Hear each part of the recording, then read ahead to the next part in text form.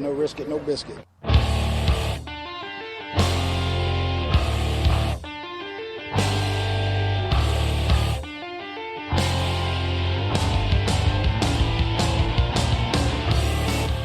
Coming from the Arizona desert, presented by SBNation.com.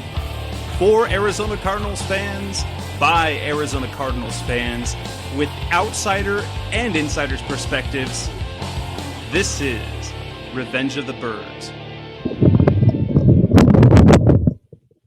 Hello, Arizona Cardinals fans. Welcome back to Revenge of the Birds Radio. It's been a while. Yes, it is. I'm your host, Jess Root.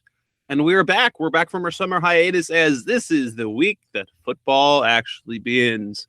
The Arizona Cardinals will start training camp this weekend. Yes, you heard that. Training camp is here. And we're going to talk about it after give you the show intro, which this show is brought to you by Audible.com. The internet's leading source of audio content. You can get a free trial and a free audiobook download. Go to audibletrial.com/revengeofthebirds.com. Again, that's audibletrial, TRIAL.com/Revenge of the Birds. Get yourself a free audiobook download, test out the service, and enjoy it. It's a service I happen to love. But we're talking Arizona Cardinals football, and it's more than just speculation and lists. We're getting to actual football. Now, there have been some happenings around the Arizona Cardinals over the past weeks. One minorly tragic, a couple good news, and one actually groundbreaking, if we want to talk about that. First of the more of the bad news, we have news just from this last weekend where undrafted rookie receiver Damon Powell was victim of a shooting. He was shot in the neck and the jaw, and he is in his hometown of Toledo, Ohio, and he came out. He's stable in the hospital, but obviously very bad experience and a very bad timing for him as training camp is about to begin. He was placed on the NFI reserve, the non-football injury reserve. So he will not count towards the 90-man roster, which allowed the Cardinals to not have to make another move. As the second piece of information in terms of new news is that the Arizona Cardinals signed their, I don't know if you want to call it yearly, because there really wasn't a really late free agent signing last year, but Steve Keim has made it kind of a thing to look at late veteran players as he added on the first day of training camp in 2013, both right tackle Eric Winston and outside linebacker John Abraham, and both stepped into the starting lineup and performed. Well, Abraham had a fantastic season, 11.5 sacks, and Winston started all 16 games at right tackle. But the Arizona Cardinals, Steve Keim did his magic again and brought in veteran tight end, former first-round pick Jermaine Gresham. That's something that Seth and I will talk about once he joins me on the line. But they have now added a tight end with some experience to the locker room, to the team, a guy that's obviously talented. But also the biggest news, and this coming in the last 24 hours or over the last couple of days, on Monday, the Cardinals announced they would be adding a couple of coach interns. One is former Pro Bowl linebacker Levon Kirkland, mostly of the Steelers. And he will be working with the outside linebackers as part of a fellowship that was founded by the Arizona Cardinals. And second, this is the historic part.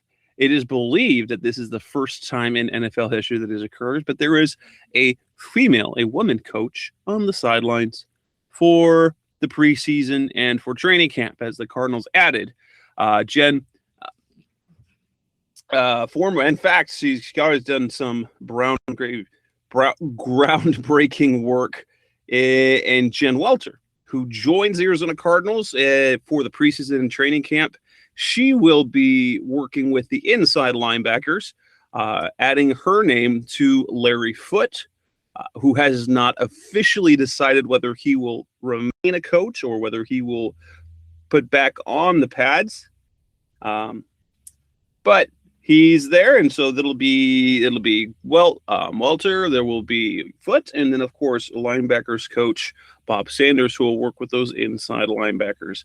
But we're going to talk a little bit about the impact of adding a female coach, the signing of Jermaine Gresham, and then we're going to get straight into training camp once Seth joins us on the line. I want to talk a little bit about the Powell injury, and it truly is. Originally, the reports were a bit mixed. I saw the report that came out of Toledo, their Fox News affiliate out there, their local Fox affiliate, and said that the initial report that it was actually quite good, in terms of the fortune that he had, is he was only grazed in the face with the bullet. I mean, if you can get shot in the face, that would be probably the most fortunate way that you could have it happen. Now, it turned out that later that night, the report changed, that there was no information about his condition. And then later, which we found out just recently, was about, that it was a little bit worse than expected. It turns out that he suffered injuries in the jaw and the neck, though he was stable. I pull up the ESPN report, and it has said that one bullet struck Powell's jaw and another hit him in the neck and lodged between the C1 and C2 vertebrae. Surgery was put off for the weekend while they were waiting for swelling to subside. This is obviously a tough thing. It was kind of a drive-by car with dudes with hoods on, masks on, goes by in his hometown and shot him. It's very tragic for him, and I wish the best for him. In terms of how that impacts the team, other than the people who are close to him, obviously that will affect him and his friends. Because of the type of player he was. He was an undrafted rookie at a position where it doesn't look like there's going to be much roster change. This isn't something that will impact the Cardinals all that much, although the brotherhood within the locker room, if he's made any impact at all with his teammates, will probably feel the effects of that circumstance. But it's unfortunate for Powell, because he would get the chance to show off to the coaches when pads go on and kind of show himself off. And as an undrafted rookie, you don't get too many opportunities like that. The biggest news, not the biggest, but one of the big news in terms of football impact, is that the tight end Jermaine Gresham, who was drafted in the first round in 2010. He was actually a rookie with the Cincinnati Bengals when Carson Palmer played his final season there. And Gresham was expected to be an all-that tight end. Turns out, in terms of his career, he's been a little bit disappointing. It's solid, a 2-time Pro Bowler. And the Cardinals now get him on a 1-year deal. And it turns out to be, if you look at the position the Cardinals have, you can't be anything but excited, simply because his talent far exceeds anything else on the Cardinals roster. And we got Seth on the line, so we'll bring him in on this conversation. Seth, how you been? And my goodness, it's been a long time. How are you, buddy? Good, Jess. How are you? Doing great. We just got into talk. I just started talking a little bit about the addition of Jermaine Gresham, and just tell me, how excited are you for the fact that we no longer have to worry about lists and rankings and all of that, but now we actually get into real football analysis coming this weekend. Yeah, it's going to be fun. I'm excited to see what the team has and how they're going to, answer kind of the question of, is this finally the year that everything clicks, or something you and I talked about off the air personally, and was last year the year, and just things didn't work out the way they are. I think that's where you have to look at, and that's what makes you the most excited, because for once in a very long time, their expectations, and that's just not something that we're used to as Arizona Cardinals football fans. Well, not these type of expectations where there seems to be legitimate hope. A post run like the postseason is actually a legitimate expectation. Well, I started talking about the addition of Jermaine Gresham, and the kind of the reaction is all over the place. Obviously, the addition of Gresham clearly, in terms of talent, upgrades the room that they had with the experience, the inexperience of that entire group of tight ends. There's a lot of potential there, a lot of athleticism, but you've had a combined 17 regular season games between Troy Nicholas and Dallas, and now you add Jermaine Gresham. What was your immediate impression when, at least when the rumor started that he was on the Cardinals' radar, and then when the signing happened? At first I was interested. I'm very hesitant anytime you get a player late in the process like this, especially when you're talking about a guy that's coming off of surgery like Gresham.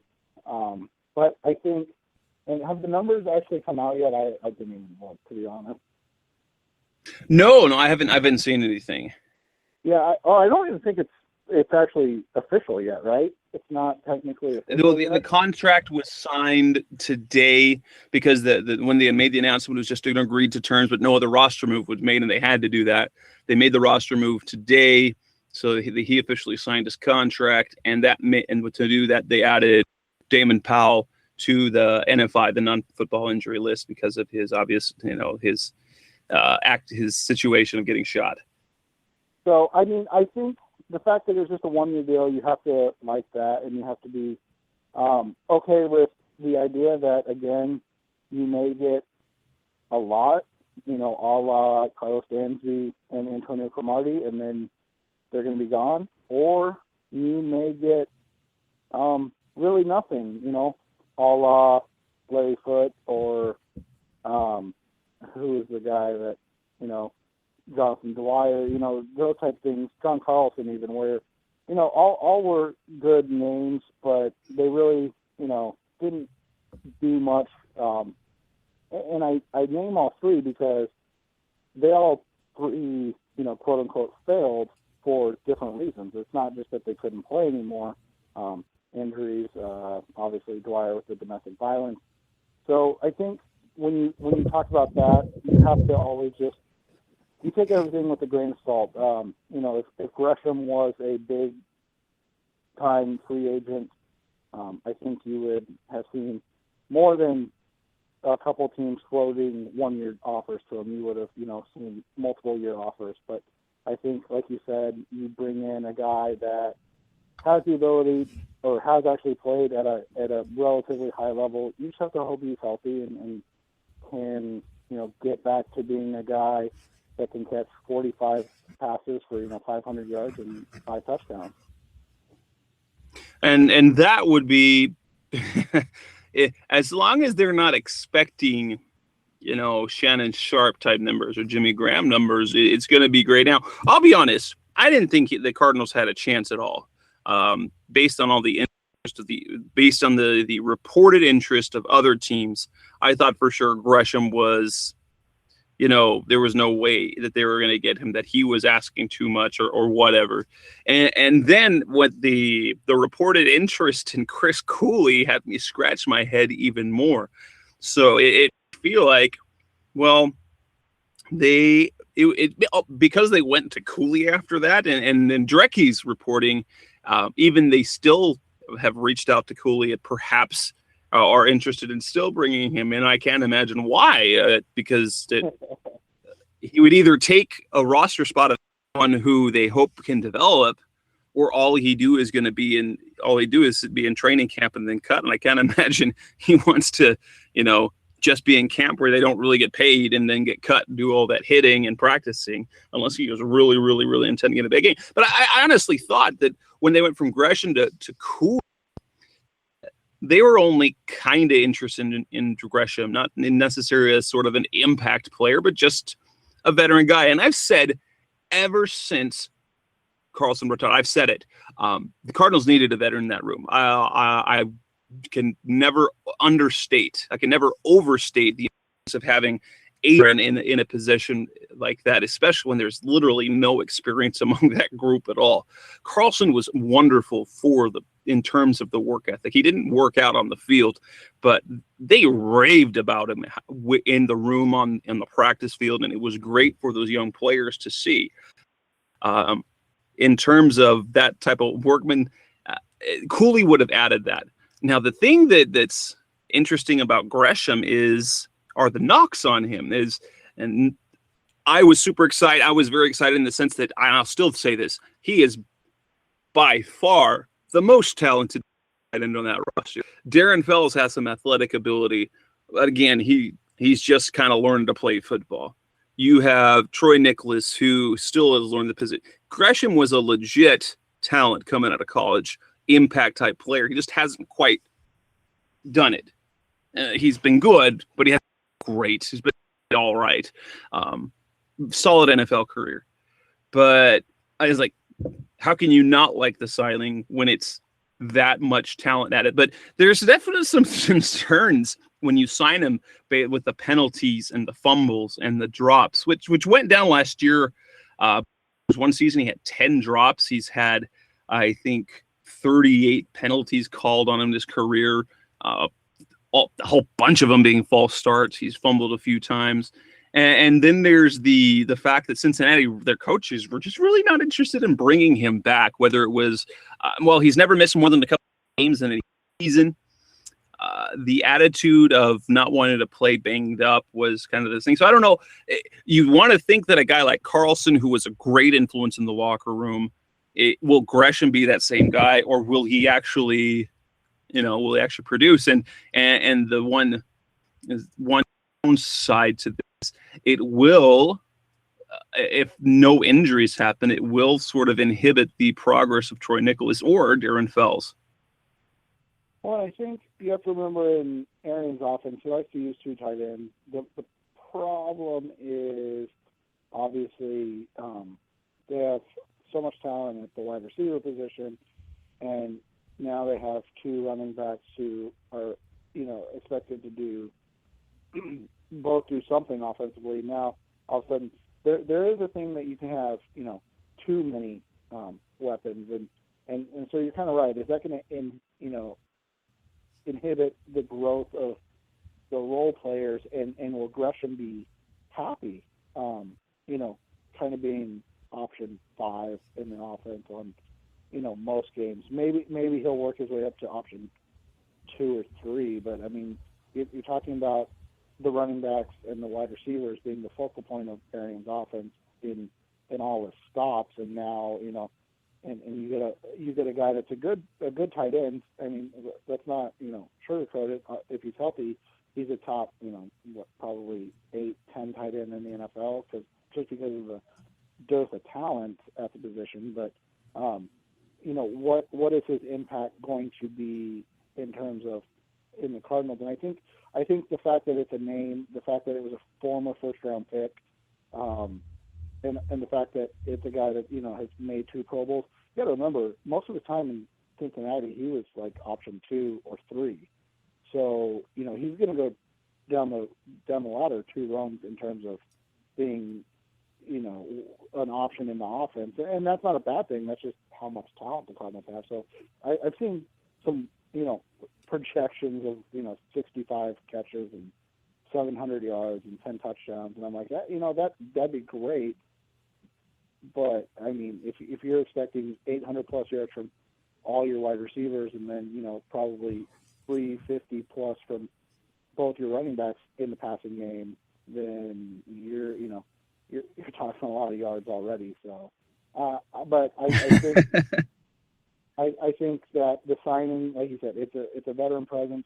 The one thing I'll say is, and I asked a buddy that writes for Cincy Jungle every once in a while, the SB Nation site, for the Bengals, and he basically said he wore out his welcome. in Cincinnati because he was kind of a diva,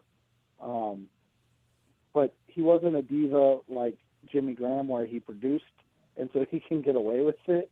It was, he was a diva who didn't really do as much on the field, and then on top of that, like you said, he has a what's the word? Of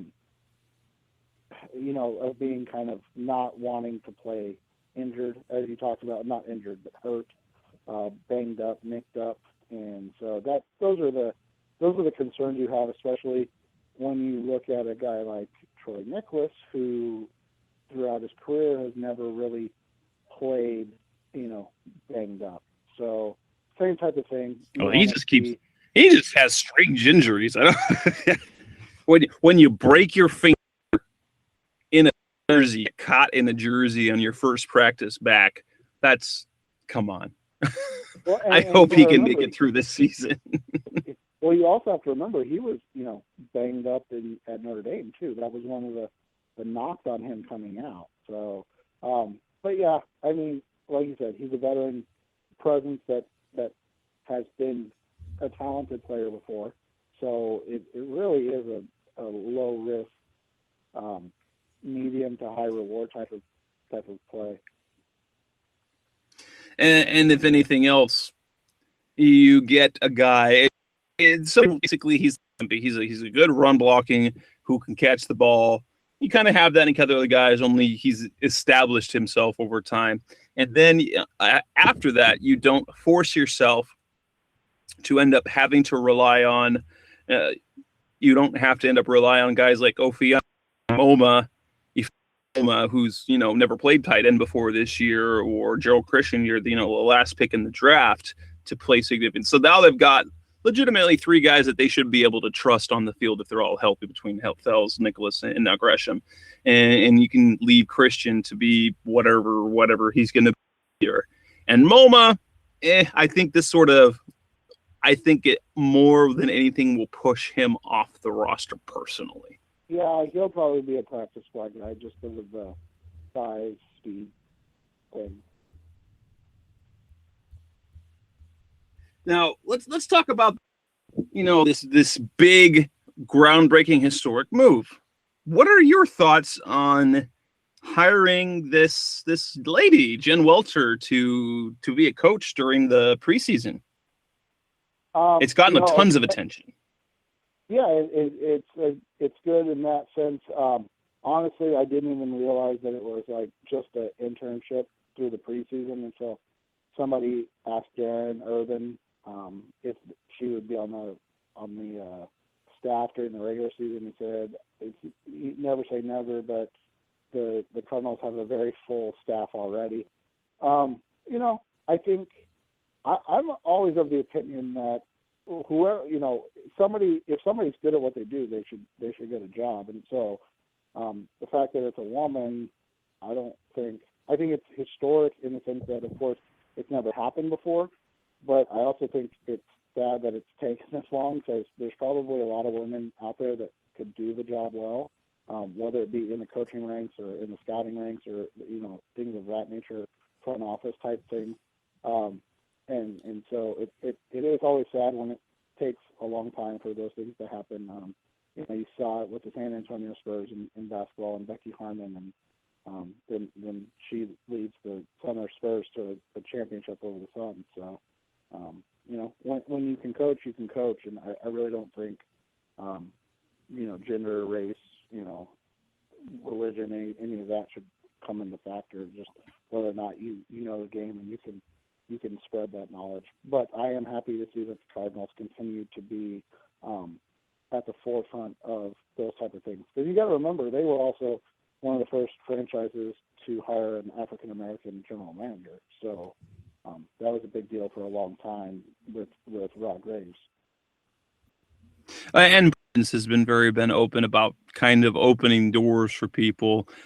He's had quite a few minorities on his staff. Todd Bowles has gone on to be a head coach, and now this. say it's not just a publicity stunt, but there was a reason why the Cardinals did it. They wanted to do it. Bruce Arians likes that, right? So the part of it is being part of history. So I don't think there's anything that you have to kind of ignore the part where it's not. It's always a factor. She's qualified makes it a good move, and really it's a win. It's a no-lose situation. You get the type of publicity, you may have the historic moment, you give this qualified woman an opportunity to show what she has. But again, it's just the preseason. The truth is there are interns in the preseason single year. The Cardinals bring in lots of former players. It happens lots of their former players go through as coach interns. Like Marcel Shipp was one that went through recently. It's super common. This is big news because it's a woman. Now, the chance that she sticks, there is a slight chance that would be possible in this scenario. She's coaching the inside linebackers. So is Larry Foote. Larry Foote still has a foot in the door at the NFL. Is it, not to play on puns there a little bit, but Foote still might decide to play. Decides to play this year, he'll win the roster playing. That opens up a spot on the coaching staff. If Walter does, in fact, show that he's got the chops to do it, to coach up that position that's actually a concern this year, that might open the door to the staff. But at the end of the day, will this actually do anything? Other teams, it's sort of the thing that you don't know what type of impact it will have. It might not have an impact for many, many years, because once her internship's done, then what? Because in the end, she will only have had the experience in the preseason on the Cardinals staff.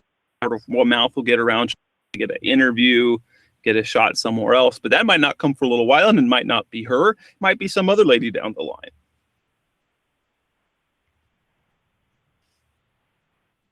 Yep, and that's exactly kind of the stance I'm taking. I'm really excited to see the Cardinals, like I said, continue to be progressive in everything they do. But you just hope this is the door opener that we all expect it to be for others. Not because, like you said, it's going to be a slim chance, but unlikely that she sticks with the roster, or sticks at the end of the year or at the end of preseason. Now it's time to talk some real football.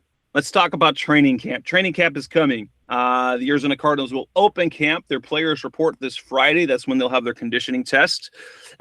I've gone at the conditioning test the last 3 years. This year, unfortunately, because of work, because of training camp being a week later and my teaching job starting couple of weeks earlier, I won't be able to make the run test. Not that big a deal. However, Revenge of the Birds will be at 4 of the practices, the 2 this weekend and 2 following weekend. And then after that, you'll have preseason games where Revenge of the Birds Radio will be in the press box, not only for practice of camp, but also for the home games at the preseason and the regular season. Saturday is the beginning, 2 p.m. to 4 p.m. That's 19 open practices between August 1st and August 28th. The big one will be Fan Fest a week from this Saturday on August 8th, again from 2 to 4:30 p.m. That's always the big attended one. For those attending this weekend, it will be sort of the warm-up take, because they not be able to have pads on. They're not going to be doing full contact at all this weekend. It will not be until, I believe, Monday they can do that, at least. So you'll get sort of the OTA experience with fans, which is a treat for the players, because they get to hear some noise and get the the adrenaline pumping within the stadium. But it still won't be the biggest thing. Leading up to training camp, what are you most excited? What are you most excited about entering camp this year? I think the prospect of having being able to run the football kind of at will. Obviously, it's the NFL, so it's never at will. But to potentially see a Cardinals team that's able to road grade, especially on the left side, and with what we think Jonathan Cooper is going to bring as well. I think that's where I'm most excited right now. Is I want to see if this run blocking is everything it's supposed to be. Now let's kind of some little. Obviously, if you're listening to the show, head on over to the revengeofthebirds.com. It's our site. It's the SB Nation site. It's got great Cardinals content. We'll be on the spot at training camp, giving you coverage there. But this conversation will continue on, and you can see some training camp coverage there. We had a 53-man projection already up on the site this afternoon by Alex Mann, one of our site writers. Talked about some of the biggest position battles, at least on the offensive side of the ball. Let's talk about the phrase is, all eyes are on fill in the blank. Give me one player, that just one right now. All eyes are on whom? Explain. I think on offense, it's Jonathan Cooper. I don't think it can be anybody else. It's Steve Keim's first draft pick. He's obviously had a case of the injury bugs, and then last year the inability to beat out Ted Larson and Paul Faneca at a guard spot for, I think it was 6 weeks or so. I think everybody's waiting to see. Everybody's hyped up Earl Watford this offseason and that he's playing really well. I think you're waiting to see if Cooper can live up to the billing. I mean, you got to remember, he was drafted, 7th overall, and there's been 3 guards in that class drafted after him that have been, I think, either to Pro Bowls or are thought of as one of the best, some of the best at their positions. So he's going to kind of have to show that he was worth where they took him. For me, I'm going to go with the obvious answer, probably the one everyone else is thinking. All are on Palmer. If for anything else, to see him moving around, because we've heard media reports. I've seen that. I've been at practice. Reports of how great Carson Palmer looks, how he's moving around great. All the quotes coming out from him and from the team is he's 100%. He's raring to go. All of that stuff. All eyes are on Carson Palmer because this season ultimately depends on his play. And if he can play, if he can stay healthy, and if he can play effectively and efficiently like he was, in particular in his six starts in 2013. But if you look at his last 15 games, really between the last half of 2013 and then the 6 games that he played in 2014, all eyes are on Carson Palmer.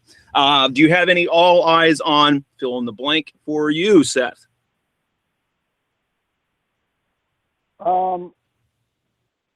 On the defensive side of the ball, I don't know. I'm interested in the whole defense. That's kind of a cop-out. I just want to see how the defense is going to react with James Bettcher, and you really aren't going to learn anything until, when is that? I mean, even in the preseason, you're not going to learn anything. So I can't even remember when week 1 is. I think it's the 12th. But you're really just not going to learn anything until then, and what, who he is and how he calls games. And so I think for me maybe we'll just go with James Bettcher and how he commands the defense. Because as we talked about before, the schemes aren't going to change much at all, but the in-game play calls are going to be really, really different. Now, for me, there's a couple of players. All eyes are, and it's not all eyes are. All eyes are on Tyrann Mathieu. Actually, I'm not going to say Tyrann Mathieu. All eyes are on Patrick Peterson. This is one of the more, for me, is a little bit more understated because he did have, at the end of the day, it was a very disappointing 2014. And from the practices I've seen, he's looked really good. So he's dialed in. He's got his diabetes under control. But you're going to want to see some of that in camp and in the preseason. All eyes for me are on Patrick Peterson, and also all eyes are on, kind of for the same reason Kevin Minter, the Steve Keim second-round draft pick. He was a rookie Carlos Dansby's first year. Last year, he was playing at about 50% with a torn pectoral muscle. He was playing in a harness, and he had some effectiveness and some ineffectiveness. Is he going to be the guy, or is he going to end up being a throwaway pick with the second round? Anyone else that you'd like are on? Yeah, I like the Minter mention. I think both second round picks are really kind of going to have eyes on them, because you're talking about they brought in a free agent on a cheap 1-year deal who's coming off of back surgery, and he's going to try to be an undrafted free agent. Troy Nicholas, obviously. So Troy Nicholas and Kevin Minter, are they going to step up this year? Minter more so, obviously, because it's year 3, but I think you want to see a little more from Nicholas as well. So I think just all eyes are on a lot of those early picks from the first couple of years for the time regime, because as much as you hit a lot of home runs in free agency, I think there's still some questions on a lot of these draft picks. Let's talk about some of the position battles coming up for you. What would be one of the biggest for you? Let's look on the offensive side of the ball. What would be the biggest position battle that you're watching, and why? I'm interested in kind of the wide receiver depth chart to start with. Obviously, we know the 3 names, Fitz, Floyd, and John Brown, but who's going to get we talked about it, and I wrote about it. John Brown kind of was the guy for Carson, the deep guy for Carson. He was taking a lot of Michael Floyd's targets, and you wonder if that's going to continue in year 2 as he's developing a little more as a route runner, and he gets a little more comfortable. Obviously, he hit a rookie wall last year, while also having to deal with the onslaught of Drew Stanton, Ryan Lindley playing. So, but I'm really interested to see how this. Maybe depth chart is not the best way to put it, but I'm interested to see how these wide receivers, the distribution of passes go, because I felt like last year when Carson was healthy, we saw 2 guys on pace for over 1,000 yards, and neither of them were Michael Floyd. And so I wonder if that's going to continue, and Floyd will kind of be wide receiver 3 in this offense. And that was an understated battle I pointed out in the article that I wrote on Tuesday. And that was the last out. This is kind of understated, but you hear in the talk of John Brown, and you look at the success from year 1 to year 2, or the type of production that Arians drafted receivers, the little guys, how they turn out. And you see John Brown, and you see the same thing. And my question, is he going to become wide receiver 2, even in bigger sets where you have the 2 tight, 1 running back, and then you have the 2 wide? There are obvious benefits in the running game, especially when you have Fitz and Floyd out there, because the 2 of them block extremely well. Brown's little. So there's the part of that, but is he going to become that wide receiver 2 and perhaps be that second receiver out there, simply because you just can't take him off the field? And while Michael Floyd, by in the words of Bruce Arians, had a fantastic spring, the fact that they delayed in exercise that last year 5th year option, you have to wonder, and with the re-upping of Fitz, you wonder what will Floyd's role be, or will he flourish this year? And they'll manage to find, because they'll go 3 wide a lot, and they'll find the pass lots of yards for all guys.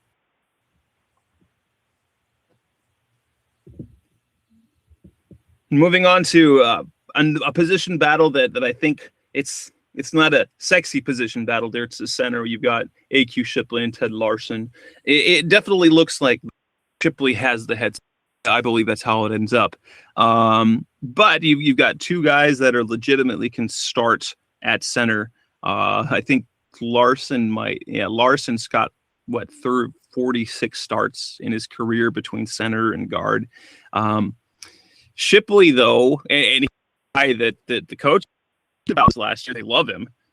Shipley, though, is a guy that they have tried for 3 different off seasons to acquire and finally got him. So it looks like he's Arian's guy, that he's Goodwin's guy. Are you at all intrigued by the battle there at center? I am, because I've always thought Larson was an adequate center, and Colts fans weren't exactly calling for Shipley to come back. So and like you said, this is someone Arians has tried to sign, the last couple of years. So he obviously, we've said it before, the Arians guy, he's obviously going to have to lose the position more than, Larson winning the position. But I think I definitely am interested to see how that's going to go, because Shipley hasn't been great. They're both adequate, and so you're talking about a young right guard and possibly young right tackle, which I'm sure we'll get to in a second. And then, so they're going to need help on line calls and things of that nature. So I'm going to guess that Shipley wins that position, because he'll be the most comfortable with Bruce Arians and his offense. And I've subscribed from a guy, and I have a couple. I have very few contacts, but one of the contacts I had is through the offensive line, and the comments about Shipley is he's the smartest guy in that room. He's a football guy. They love him, that he works super hard. Smartest guy in that room in terms of the offense. Lends itself to believe that he's gonna be that start. He's gonna be the guy that starts. And the only question is, will they pay I think it's with a $1.6 million, or take the $1.6 million hit to keep Larson as a backup, or will they lean toward Watford or maybe? Well, no, they wouldn't just go for Watford, because then he wouldn't play center. He's no good at it. Or if they lean towards a guy like Anthony, who, as of right now, kind of looks like he's on the outside looking in terms of numbers.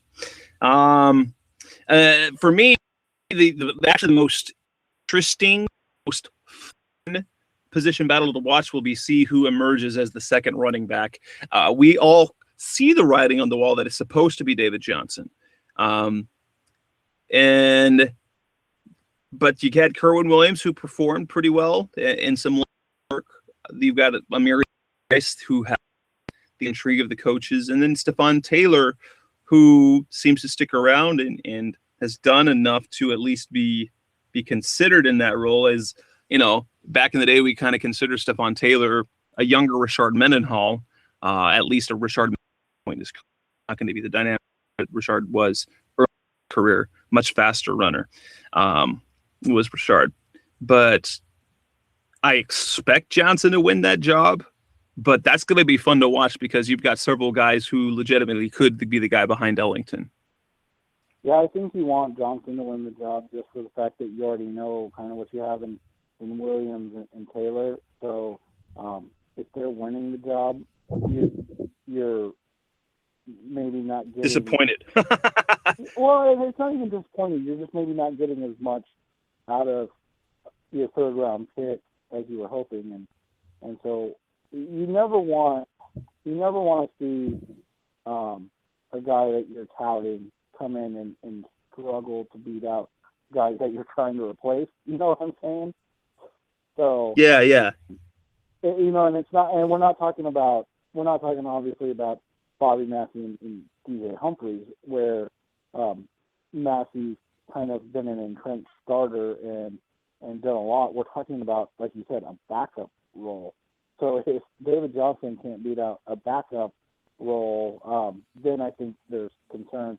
And for the same reason, I think it's going to be intriguing to watch what Humphries does. at the right tackle position in another battle against Massey, because that's, if Massey plays really well this year, obviously you're going to probably lose him to free agency, but you're probably going to have been a lot more pressure put on DJ Humphries in year 2. So you may want to see Humphries actually push Massey in the preseason and try to make a push for that starting position, because then there's less to, I don't want to say worry about, but then there's just less that you have to deal with next year when if Massey does leave and gets a big free agent signing, and then you're like, okay, well, hopefully this pick 24 can match up with what he was doing. Exactly. The defensive side of the ball. In terms of position battles, we kind of know Alex Okafor's got the one side locked up. The other side, that's intriguing. Obviously, they to Marcus Golden, they drafted Jack Riddick. Marcus Golden, I would imagine, has the best shot at ended up with the starting. But then they also brought in Lamar Woodley. They still have our Lorenzo Alexander. And it happened to be Lorenzo Alexander, who in the spring was always with the first team that are outside linebacker, which, like, remind Cardinals fans before you say, oh, that's exactly what he was in 2013 when he first signed. He was the base starter at outside linebacker, and he was praised. Granted, Arians loves his motor rush. He wasn't particularly good, but he stood up. He was able to well against the run. So I wonder if that will be the case, or if Woodley, a guy that Arians loves to death, will overcome him, or whether it will be Golden. I'm really intrigued to see how that side of the the entire situation at linebacker for me is intriguing, because as entrenched as Alex Okafor is, I think he has a lot that he needs to improve on in terms of consistent play. Inside linebacker, obviously, the question is Weatherspoon healthy. So you're going to want to see if, and whatever's happening with Darrell Washington, if he even wants to play football ever again at this point. Are all questions. The inside linebacker question, I think, is always interesting to ask. And then like you said, that other outside linebacker position is not just up for grabs, but it's really open to be taken by somebody, and I think you'd like to see, in the same vein as David Johnson winning that second running back spot, I think you'd like to see Marcus Golden win that spot, and kind of prove people wrong that the Cardinals didn't reach for him in round 2. I'm also interested in I didn't ask you because you saw the offseason work. What's going to happen at safety? I mean, Rashad Johnson's going to play, but is it going to be Tony Jefferson, or is Darrell Buchanan the starter now? Oof, that is one thing that's the other, and it's a battle, not necessarily a roster battle, playing, because from the practices I saw, there was one day that it was Johnson and Buchanan that were getting all the first team reps. But then there was another day where I saw more Jefferson and Matthew. Now, from what I did see, also is Tyrann Mathieu was sliding down to the slot, and Gerard Powers was staying outside all the time, which is interesting to see with Justin Bethel, because they have a lot of hopes for him as a cornerback. But it's going to be really, really hard to crack the rotation based on what they got, because Powers is going to be a starter outside. I don't think there's anything outside of just an amazing camp in preseason for Bethel to supplant him.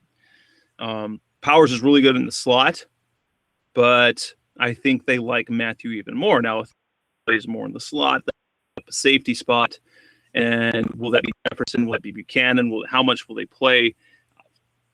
Buchanan is still from what I saw, when they go dime, he still goes down to dollar linebacker, so he goes down to linebacker, but he's seeing a lot more time in safety. How that plays out, I'm interested in. I think it'll be Tony that gets squeezed. He'll still see some, but I think he will get squeezed, and at best, he will be only in base formations, and maybe not even then, because you have the guy you drafted in Dale Buchanan, who is supposed to be every bit as good in the box, down at the box as Jefferson, because Jefferson is, he didn't have so much in coverage, and Dale Buchanan was up and down, but he had a few really nice plays. That is a position that's an area where it's kind of, what are they going to do? How are they going to keep all those players happy and all them, assuming the help is there, because if someone gets hurt, obviously that makes it easy. The whole secondary, when it comes to cornerback 2, who plays in the slot, who starts, who comes off, I don't know how this is going to play out. That's going to be see.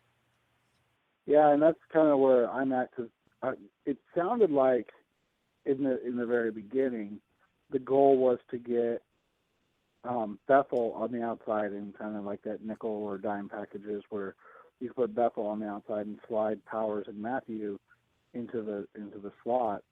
So to hear that Matthew's in the slot, where he's probably most effective, is interesting to see at this point. I'm interested, because I had heard the same thing that Buchanan was still kind of playing linebacker in a lot of sets, and so was Weatherspoon on the field, or was it mostly Buchanan by himself?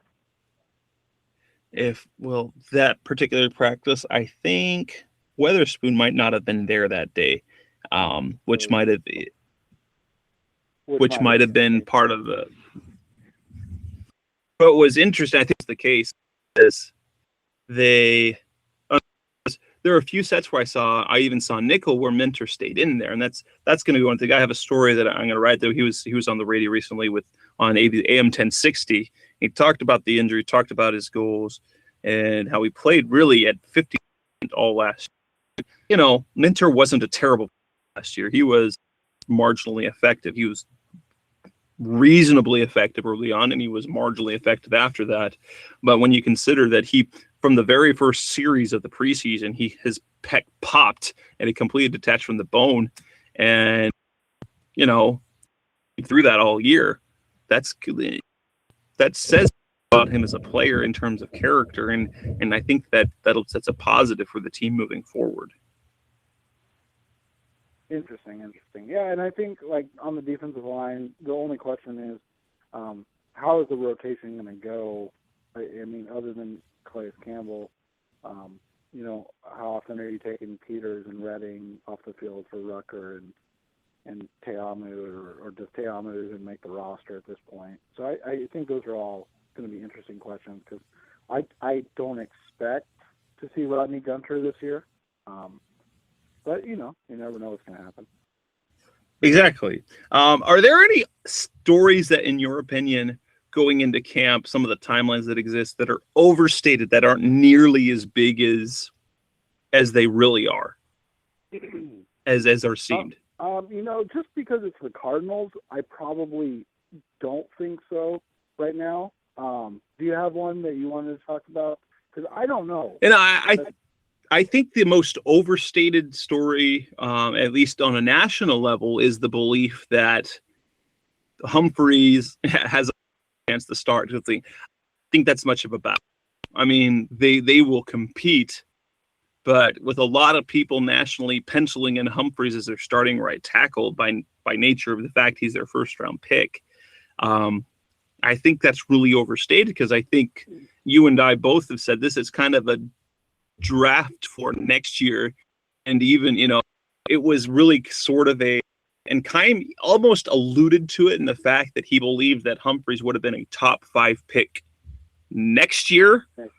So essentially he was taking the value this year, knowing that he had the potential to get a top 5 player for the following season, already have him on the roster. and be able to have him after having a good season rather than having to pick up another guy like Buchanan or like a Humphreys or any of those guys that you get late in the first round who usually aren't the, generational or those type of players, that iconic players that those can turn out to be. They don't tend to come late in the first round.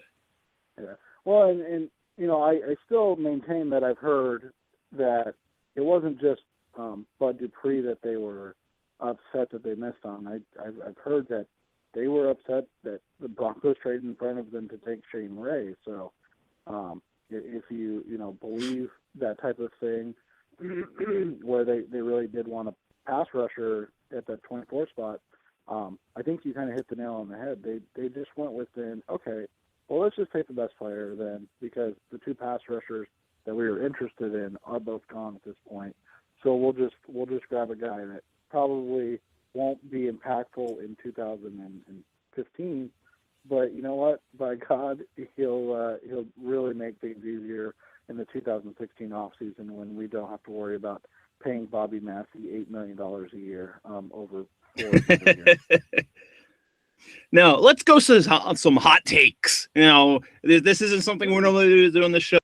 Fun for Twitter, but what do you see as being the biggest surprise of camp? Your hot take entering training camp this year? I think some of the biggest ones I've seen have to do with the expectations of this offense. I don't know where the expectations, or not the expectations, but the idea that this is going to be some iconic offense, a la the 13 Broncos. Greatest show on turf. Yeah, I just has anybody ever seen a Bruce Arians offense operate in that sense? We're talking about today Carson Palmer. Over the last 2 seasons when he's played, he has worse numbers, and not in a negative way, but he has less touchdowns and more interceptions than Nick Foles, who's played in like 3 fewer games in that Eagles offense. Arians' offense just doesn't really allow them to be this just dynamic, game-changing offense. They're a very they're very explosive offense that can get big plays, but they're not a team that just goes up and down the field and scores at will. So the opposite is going to be as good. What hopes thinks it to be. I'm going to look on the offensive side of the ball. I don't know how hot this take is. I believe the Cardinals will end up with only quarterbacks on their roster, and I'm not going to say who's going to be on the practice squad. I believe that the Cardinals will not get enough from any of the 3 candidates to be the third quarterback, that they're going to take a roster spot in the final 53, especially when they have too many defensive linemen and maybe too many outside linebackers that they want to keep around, that I don't think they can afford to keep a third quarterback on the active roster. One of them will end up on the practice squad, but I think the promise for the future comes to a screeching. Some people never really got onto that train. Some people were all hyped up. I think that probably comes to a screeching halt. And I'm gonna say, I'm gonna put it out there that it will be Brown that overtakes Floyd as the number 2. I think it happen. I think that's a real thing that'll happen.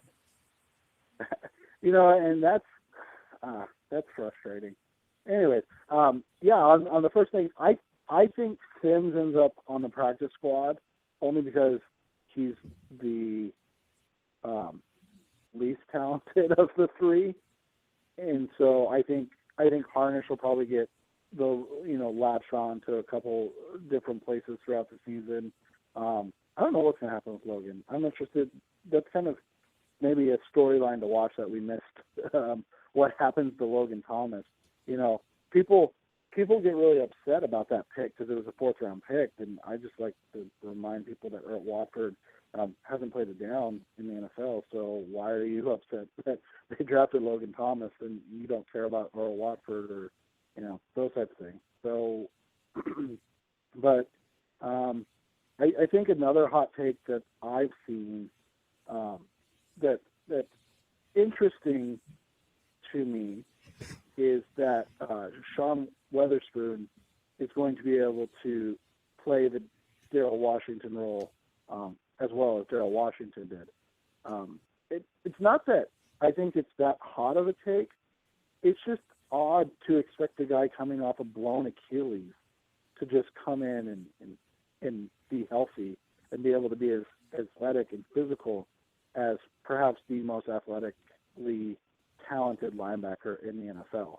So I find that one to be a little warm to the touch. Maybe not hot, but I'm more interested. I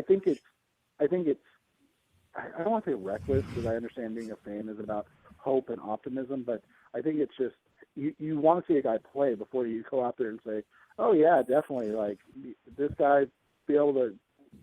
People are going to be saying Darrell who, by the end of training camp because of what Sean Weatherspoon's going to do. All right. Anything else? Any other sort of inside? Any? Yeah, I think the last thing I want to touch on, and something that I don't know if you and I have talked about it because you're always busy on cruises and stuff. You never can. No, but we talked about it the other night, and a lot of people are obsessing on the Palmer, second ACL repair and blah blah blah. Why are we not worried about his arm more? Like, why is the second ACL tear more worry than the arm? No, it was a legitimate question. Don't bring that up. Come on, that's way too much. He had a bad arm before, the shoulder, don't bring that up now. That just makes you look like a hater, Seth. Stop that. No, it's just a question I had because everybody's always saying, oh, you don't have to worry about the knee. It's the second one. They used his part of his knee and blah blah blah. That I actually had the same surgery, so it's worked out. Knock on wood, well for me for the last 14 years. So we'll see. But yeah, I'm always interested in that because I think we forget that there was a reason that he didn't play 10 games last year, and it wasn't just because of the ACL. So it's funny because guess what? Remember when before the 2013 season with the top was a shot, he can't throw. He can't. Even national media, even football writers, they've forgotten about that. They don't talk about that anymore. It's all about the knee, and it's all about Carson Palmer being healthy. And if he is, they just pencil Cardinal. Peter King to say, if Carson Palmer 10 games or more, you can lock the Cardinals in essentially. Well, and I think that's where to bring the show all the way back to the beginning. I think that's kind of what we talked about at the beginning. There's expectation, and that's something.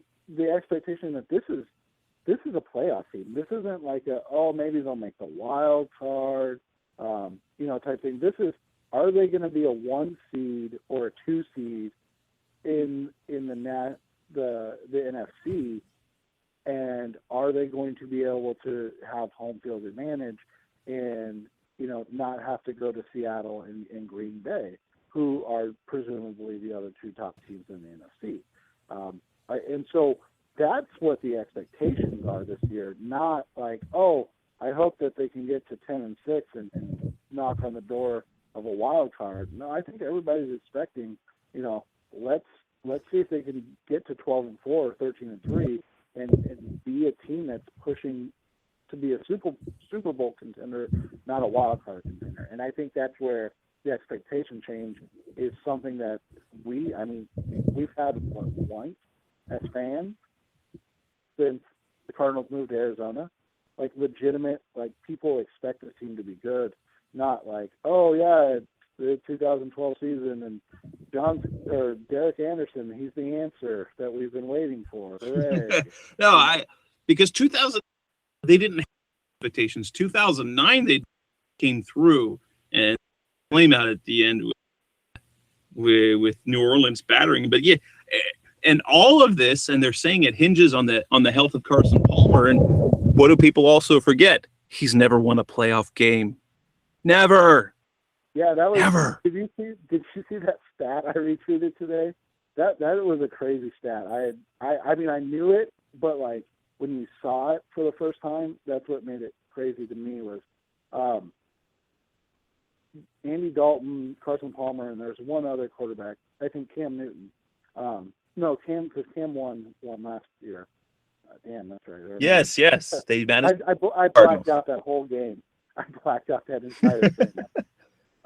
There's one other talented quarterback that's never won a playoff game, and Tim Tebow has one. So I was just laughing at that. Oh, you don't even remember that when you like think about it. It's crazy. Well, anything else for Cardinals fans out there, the listeners, or if they're the future listeners of the podcast download? No, I just think it's exciting. I think it's fun to be, like you said, back excited about real football and not the list that lists Carson Palmer as the 19th best quarterback in the NFL or Patrick Peterson as the 8th best cornerback in the NFL. So I think to see actual football and to experience it again, it's going to be fun, and it's something that we've been waiting for a while. All right. Well, that's Seth Cox. This is Jess Root. I haven't decided if we're going to roll back in right next week, right after the first weekend, or if we might push it to 2 weeks. That's a whole camp, and we're looking ahead to the preseason game. But this has been Revenge of the Birds radio show. It's the time we are signing off. Thanks, Seth, for coming on. I'm Jess Root. Everybody have a good day, good night, and thanks for listening either live or via the download. Have a good night, Jess. See you guys. You've been listening to Revenge of the Birds. Keep the conversation going by visiting revengeofthebirds.com. Follow us on Twitter at Revenge of Birds. You can also find us on iTunes at facebook.com/Revenge of the Birds.